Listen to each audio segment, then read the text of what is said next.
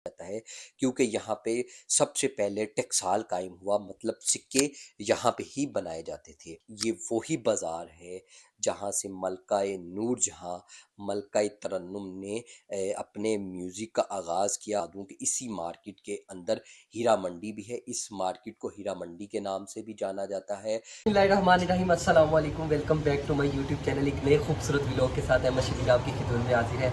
आज मैं आपको लाहौर के एक ऐसे गेट के बारे में बताना चाह रहा हूँ, उसकी सैर करवाने जा रहा हूँ जिसको टकसाली मार्केट कहा जाता है और टकसाली गेट कहा जाता है। तो चलते हैं हम इस बाज़ार के अंदर और हम आपको दिखाते हैं कि टकसाली मार्केट की स्ट्रीट लाइफ कैसी है और इसमें क्या क्या चीज़ें हैं और क्या क्या शॉपिंग के लिए आपको चीज़ें मिल सकती हैं। मैंने यहाँ पे सुना है कि यहाँ पे आपको जूते अच्छे मिल जाते हैं।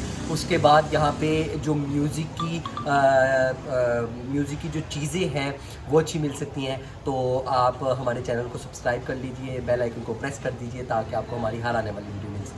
हाय, मैं क्या बात बताऊँ आपको शहर लाहौर की, इसकी खूबसूरत गलियों की और इसकी हर कोने पे छुपे विरसे की। जी हाँ, आज आप जिस जगह से गुज़र रहे हैं ये लाहौर का एक तारीख़ी बाज़ार है और इस बाज़ार का मैं आपको बताता चलूँ कि इसको टकसाली बाज़ार कहा जाता है। टकसाली बाज़ार कहा जाता है और ये लाहौर के 12 दरवाज़ों में से 8वां बड़ा दरवाज़ा है, जो अभी मौजूद तो नहीं, लेकिन इसको टकसाली गेट ही कहा जाता है, टकसाली मार्केट ही कहा जाता है। टकसाली मार्केट क्यों कहा जाता है?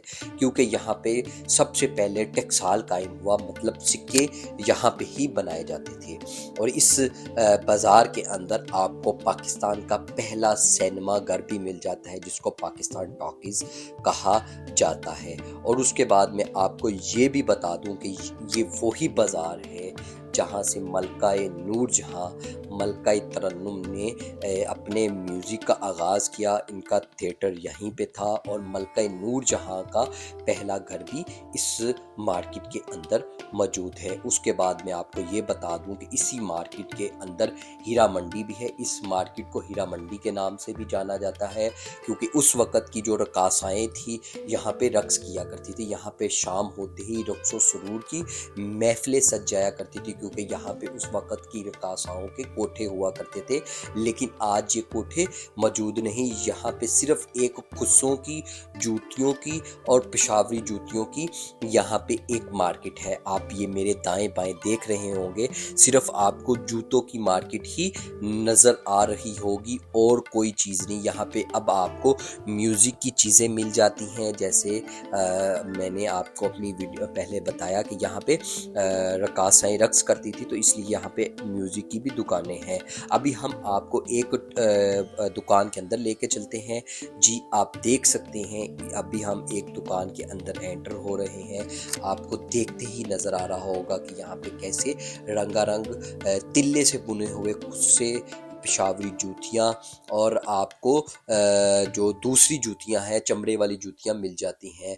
यहाँ पे लेडीज़ खुस्से भी रंग बिरंगे खुस्से आपको नज़र आ रहे होंगे, ये सामने देख लीजिए। तो यहाँ पे ऐसी बहुत ही खूबसूरत जूतियाँ मिलती हैं। अभी हम इस दुकान से बाहर निकलेंगे क्योंकि उनके कस्टमर्स का टाइम है। तो अभी हम जिस मार्केट से गुज़र के जा रहे हैं, ये टकसाली मार्केट से टर्न लें तो वापसी की तरफ जाने वाला रास्ता है। जी हाँ, जैसे मैंने आपको पहले वीडियो में बताया कि यहाँ पे पहले कोठे हुआ करते थे, तो इसलिए यहाँ पे अब म्यूज़िक की भी मार्केट है। ये एक पूरी म्यूज़िक की मार्केट है। इसके अंदर आपको हर तरह के म्यूज़िक आलात मिल जाते हैं। यहाँ पे म्यूज़िक आलात का तसल्ली बख्श काम किया जाता है। आज संडे था जिस वजह से ये मार्केट में कोई गहमा गहमी नहीं, वरना यहाँ पे आपको बहुत ज़्यादा गहमा गहमी देखने को मिलती है। यहाँ पे आपको पंजाबी के बहुत बड़े शायर उस्ताद दामन अली दामन की बैठक भी मिलती है, जो कि इस मार्केट के एंड पे मौजूद है।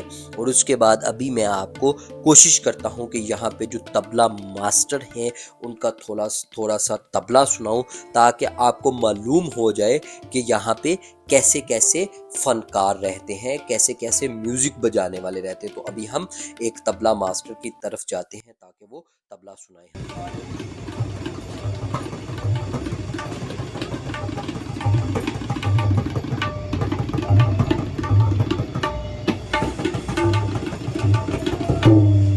आपने तबला सुना और आपको अच्छा लगा होगा। ये साहब तबले को इस टाइम रिपेयर कर रहे हैं, कोई केमिकल लगा रहे हैं। तो मैं यहीं पे अपने आज के छोटे से व्लॉग को ख़त्म करता हूँ। उम्मीद करता हूँ आपको मेरा व्लॉग पसंद आया होगा। नेक्स्ट व्लॉग तक अहमद शबीर को इजाज़त दीजिए।